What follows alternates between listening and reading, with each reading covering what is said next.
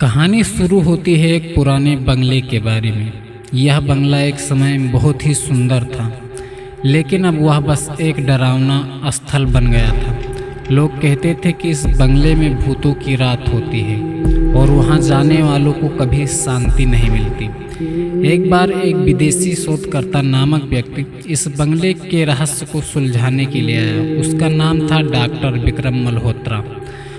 Doctor Malhotra को भूत प्रेतों में विश्वास नहीं था और उसने अपनी सोच में यह सोचकर इस काम को लिया कि वह इस रहस्यमय बंगले के सच को उजागर करेगा। जब वह बंगले में पहुंचा तो उसने महसूस किया यहाँ कुछ अजीब बातें हो रही हैं। रात के समय बंगले में अनजान आवाज़ें सुनाई देने लगी और डॉक्टर मल्होत्रा को लगा कि वह कुछ अद्भुत शक्तियों का संगठन हो रहा है। एक रात वे अपने अनुसंधान में इतने गहरे गए कि उन्होंने बंगले के एक पुराने कमरे में छिपे रहस्य को खोल दिया।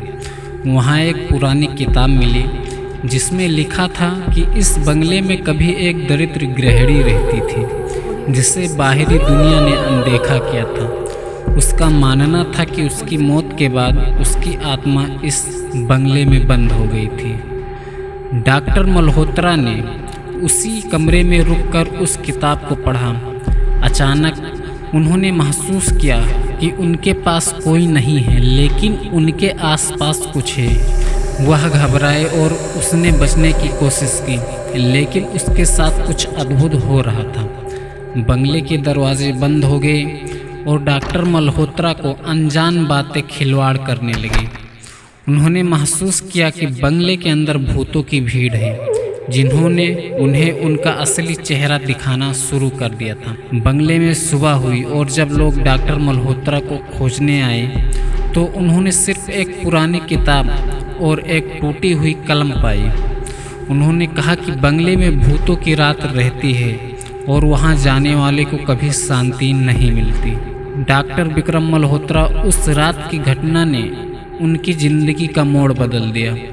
वह बंगले से बाहर निकलकर देखता है कि उसके हाथ में टूटी हुई कलम और पुरानी किताब है। लोगों को उसकी यह कहानी सुनने में विश्वास नहीं होता, लेकिन उसकी आंखों में दर्द और डर दिख रहा था।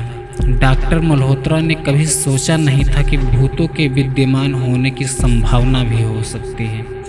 वह इस अनुभव से घबराया हुआ होता है, लेकिन उसके मन में उस रहस्य को हल करने का जज्बा बना रहता है। उसने विश्वास किया कि बंगले में छुपे रहस्य का समाधान होना चाहिए। वह अपने अनुसंधान में और गहराई से जानने के बाद जानता है कि बंगले की भूतों की रात वहां जाने वालों को कभी भी शांति नहीं मिलती। उसने अंत में यह देखा कि वह जो कुछ देख रहा है वह उसके खुद की उलझन का परिणाम भी हो सकता है।